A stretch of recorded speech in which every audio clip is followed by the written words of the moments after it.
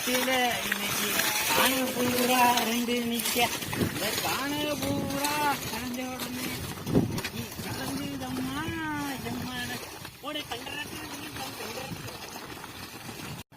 இந்த மாதிரி கீழே போனா புல்லு வெட்டாதுங்க.